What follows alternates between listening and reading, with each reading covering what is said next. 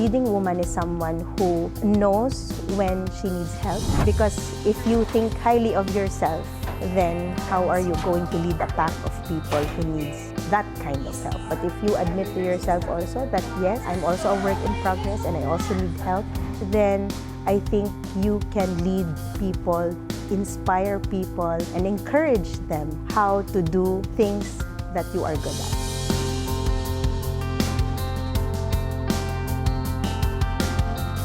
Happy New Year, everyone! And for some, this year is the time to declutter. Well, not a lot of people understand why we should declutter or how we should declutter.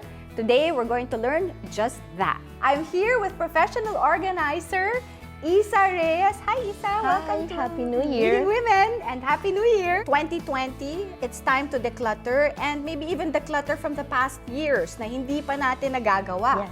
What is the importance of decluttering as a professional organizer? I think the importance of decluttering is that you being mindful of the things that you want to stay in your life. Basically, if you're the type of person who wants to collect things, who wants to hoard things, then it's time for you to reassess your lifestyle and how you want to live your life. And people go through decluttering for them to be mindful of their way of living and just retain the important things that make them happy, or as Marie Kondo say, things that spark joy. Things that spark joy. You mentioned the word hoarding and, bringing things into one's life. If you hoard a lot of things or if you get a lot of things, there's that struggle if you really want to let go of these things because these things mean something to you. There's a sentimental value to it. Especially Pinoys, we are very sentimental. If we're going to look at the KonMari way of how to declutter, Marie Kondo said that when you are decluttering, you don't actually look for the usage of the stuff. You are looking for things that make you happy. So even if to some that item doesn't make sense, but it brings joy to you, then definitely you go and keep it. But I think what's missing is yung rehoming na part. Rehoming is another step where you get to assess, do you have space talaga for the items that you want to keep? If you don't have that space, how are you going to create that space?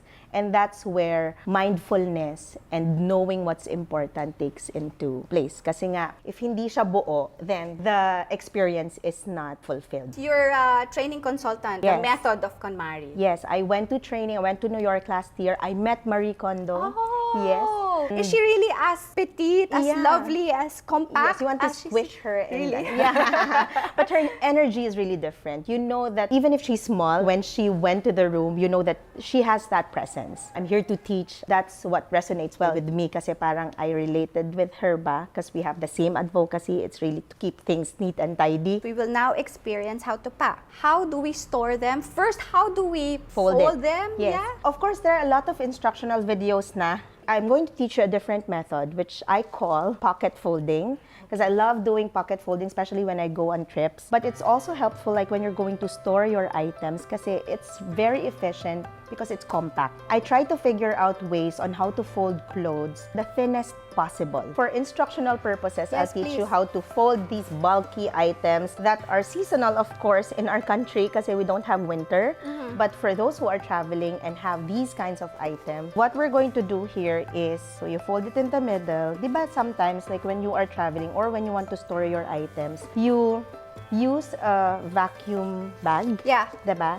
The one with the pump? Yeah, that's very convenient. That will do the work for you. But this time, we're going to do it manually. We'll remove all the air out of this jacket. You just have to roll it once you fold it in the middle. It takes time, no, to do Yeah, this. here naman, the hood, this is where you keep the entire jacket. Now, if you want it pa talaga to create more space in your luggage or in your closet, then you can actually get, you see, this is very small. Yeah. But it can actually Where do you fit get it. these things? This is online actually.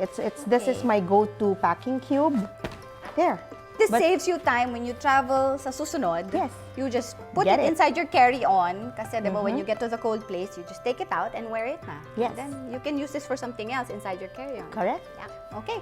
Okay. So, one puffer down. Next is, this is a trench coat. I thought it was a blanket. Yeah. So similar to how you fold suits, so what you're going to do is you get the arm and you push it towards the other arm. So you can create that rectangle shape and then you hold it together, the two arm, and then you push it back to the middle. Now that you have that rectangle shape, Okay. then you have to just fold it. Either you fold it like that, it's done. If we do pocket folding, just get that edge and then... Okay. This is for when you will put them inside the luggage. Yes. Or even at home, pwede. Yes. This is a suit. So Okay. again, similar lang din dun sa ginawa natin kanina where you push the arm and then it's inside in the middle and then ganun na lang din. You just put your Okay.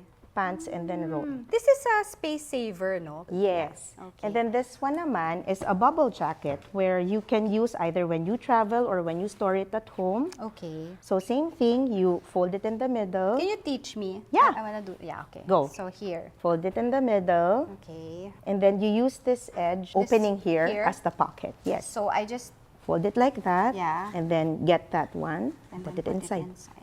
Suman folding. Yes, Okay. there you go. Diba? It's neat. My fear is when I go on travel and then Yeah. biglang sasabihin sa airport, you have to open your luggage. Yes. So that's why I fold things this way so that Yes. at least they don't know what it is. Right. They don't know it's your undergarment. They, Yeah. Diba? Yeah. They can't see it. And then, Speaking of undergarment. so we have here some can- undergarments. Okay. This part. Aha.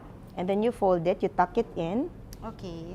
And then, again, the rectangle. So Yeah. you fold it in the middle, and then you use again the pocket here. Very thin. There you go. This Yeah. is a tank top. So if I you thought want- it was tights. And then this one naman, this is my daughter's underwear. Okay. So if you're folding naman undies, same thing. So you fold it in the middle, and then you tuck it in lang. Ah, wow. So at least, diba, sa airport, hindi nila alam kung ano Kung ano yan. yan, yeah. And this one naman sa socks. Okay. Usually, what we do with socks is we roll it and then, diba, flip it over and then that's it, yun na yun. But sometimes kasi yung garter, nasisira siya. Naluluwag siya eh, yes. But for you to create that rectangle where there's no odd shape, you just have to put in the middle this one. Okay. And then, same here. And then you have that rectangle shape already, right? So Yeah. when you fold it, it's neat na. Others might think na, yes, this is the best way to pack. It's neat, it's orderly. Again, Yes. pag binuksan. But others might think, it will take a lot of time. If you're going to think about it, they say they don't have the time. But if they don't pack properly, then it takes so much time also pairing your items when you get into the destination. In fact, easier to maintain this way than every day of your life. Pag nagbibihis ka, it takes what, 10-15 minutes just to look for the items that you can find. I always say the reason why you are organizing is because you don't want to overthink anymore. There are a lot of stressors outside already. And organizing your things is one thing that you have full control of. If you already have a place for everything and everything is in its place, then it's going to be easy for you. It's going to be a breeze. And you can focus on the things that, you know, needs thinking talaga. Coming up, Issa talks about how her passion for organizing turned into a thriving business. Next on Leading Women.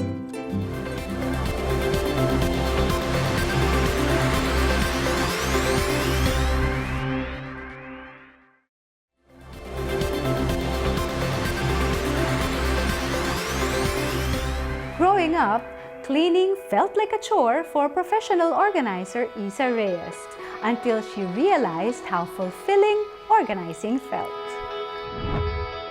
Issa, you're a professional organizer. How did you get into organizing? Well, it started way back when I was a little girl because my dad trained us how to become effective homemakers, so to speak. The mom usually is the homemaker Yes. who teaches the kids how to fix things, to fold things. But in this case, it's your dad. But not to discount naman my mom no, on anything. But my mom is more on the parang kitchen, making sure that you're fed. My dad, he's the one talaga who's into cleanliness and making sure that you create that habit of you have a task at home. Like if you want to go on gimmick, maglinis ka muna ng banyo. That's our training. Did you like it? No, I resent it very much. I actually told myself, because I'm from the province, I'm from Batangas. I moved here in Manila in college. And then, sinabi ko talaga sa sarili ko na ayoko na, hindi na ako maglilinis ever again. But because my dad is strict, he put me in a dorm with 9 girls. I can't sleep. Ang gulo-gulo.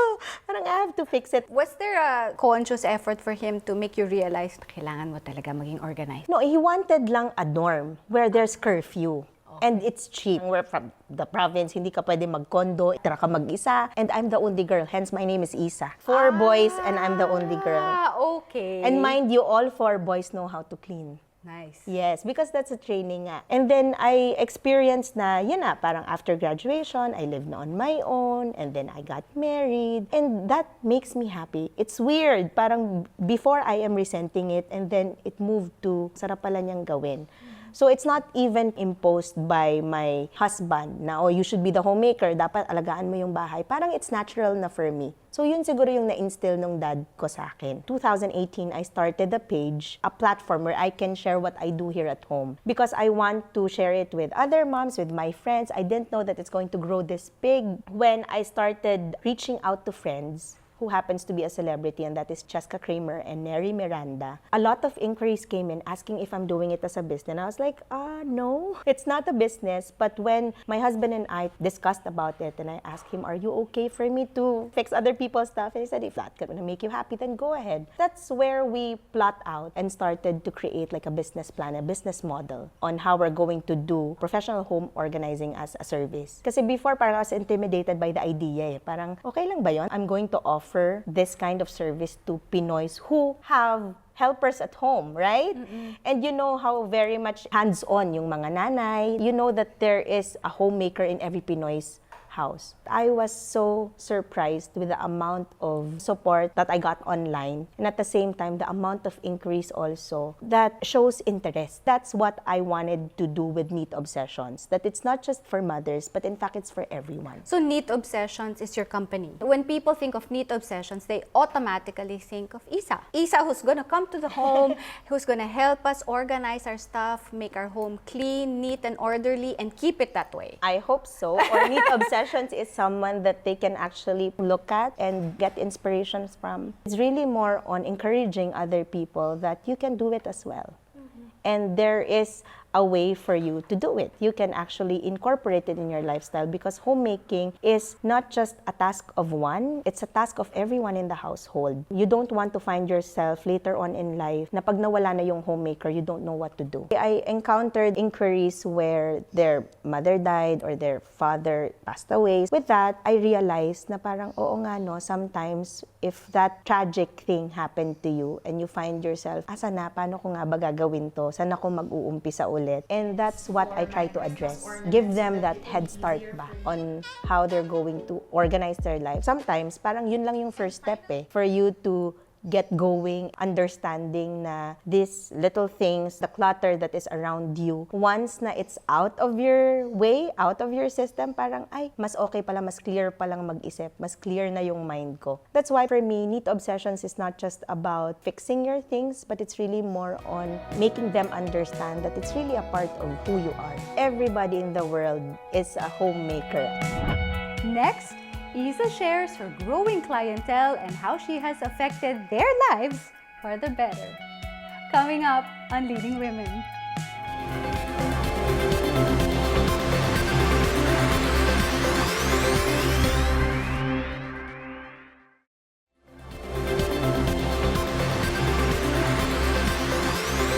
Professional organizer Issa Reyes considers Neat Obsessions as more than a business. It's also her way of reaching out and changing other people's lives.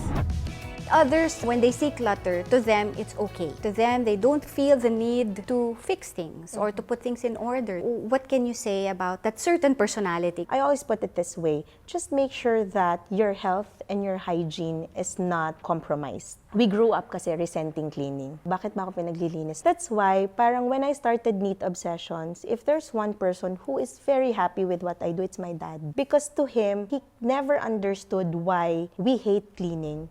why when he loves it so much. Minsan siya pa nga yung nasasaktan pag sinasabi, yung anak mo pala tagalinis, no? Parang ganyan. I was like, that's true. Tagalinis talaga ako. So don't get hurt about it. Parang yung sinasabi, yung anak mo tagalinis, other people don't think of it as a legitimate profession. Yeah. Why is that? Service is very convenient here in the Philippines, right? We can hire helpers left and right. When I learned that it's an actual profession, I made sure that I am also equipped professionally. So I took certification courses abroad. And for me, from the initial step of asking, hi, do you do professional organizing? I already take advantage of that feeling that they have na, uy, interested siya. She wants probably a change in her lifestyle na baka I can be that person to be of help. Moving into a new home, we talk about your clients. You've mentioned assisting them. So you've assisted the Kramers, Yes. Jessica Kramer, move into their own home. And then you've also assisted Karel Marquez before Yes. giving birth. Yes. You've also assisted... I did Pia Works back. I Pia- moved her in also. Okay. And then Well, Catherine they're like Bernardo and grasp- Danielle Padilla. Yeah. Oh, so meron girl, may guy. Yeah, technically, I mean, this young professionals, professionals, yeah, yeah. yes. And that speaks so much of, there's really no age to it. This young professional, when you think of maybe they're so busy building their careers and they're busy outside, here they are asking for, can you help me organize my stuff? Oh, nice naman. Yeah. How does that make you feel na they approach you, they ask for your help and your expertise? They go to the expert Yeah. when they need to organize not only their stuff, because in organizing, you also organize your life. Yes. You also organize what's in your head, Yes. what's in your heart, and in your body. I thought before it's just probably what other people think na it's just an in and out business. You go in, you fix it, out, you're done. But no, I mean, I was able to build relationships with my clients, and it's nice that sometimes until now they ask me, Isa, saan nga natin nilagay yung ganito? I'm part of their lives. And you remember each I and know, every I know. space that you've Yes. fixed. Sometimes I send out the photo, oh, it's here, and I put circle, there, this is where we put it, there's the label. Before kasi, di ba, pag sinabi mo celebrities, parang, ay, they're untouchable. Yeah, Ibang level. Yeah, but when you go into that personal part of their life, parang, ay, pareho lang pala kami. Pareho lang pala kaming namumroblema din sa gamit namin, sa gamit ng iba, sa gamit ng mga bata. It makes me feel good about what I do. It validates my feeling. This is something I am very passionate about, and I thought it's just a simple hobby or a simple interest, where in fact, it's about touching other people's lives, encouraging them and telling them that it's okay. If you need help, then I am here. Nakakatuwa. Doing workshops and especially doing it for the community that I love, which is the mother. May fathers ba na nagjo-join Yes. sa community? Yes. Sometimes you'll be surprised. The fathers are the one encouraging the wives. Can you please attend the workshop? Baka you'll learn a thing or two. That's their subtle way of saying, maglinis tayo ng bahay. Yeah. Sometimes they attend my workshops. Nakakatuwa naman. And my husband also, how he's encouraged to maintain the cleanliness in the house. I think that's also the challenge, maintaining the cleanliness in one's home. My kids also know that they have to maintain certain parts of the house clean and orderly. That's what I try to teach my kids. And then every once in a while, I also let them get involved. During the New Year's, that's what we did. I let them declutter their own toys. The little toys that they want to let go, we put it in a basket and we put it in our car so that when we go out and there are street children, they can give it away. It's nice because my daughter, I tell them, oh, you say thank you to your toy because How old it made is she? you happy. She's 7. So she got her toy and she said, okay, Mom, I'm letting go of this toy already. So I said, okay. And then she got it again and she said, thank you. It's a beautiful process and it's nice to see that they also know how to practice gratitude. What are you thankful for, Isa? I'm grateful for my family every day. The reason why I'm doing Neat Obsessions is because of them. At the same time, I see them that they are proud of what I do. Like when you ask them, what does your mommy do? Oh, she fixes other people's houses. Without batting an eyelash, they're okay to say it and not really hiya na parang, ay, your mommy is like that. I'm proud that they are proud. I'm grateful that they are grateful for what I do. The future of Neat Obsessions. I want to live in the now where I want to really service as much Philippine homes as possible. Being humble, being organized, and being neat and leading by example. Maraming salamat, Yes, Isa. thank you, Angel. Thank you.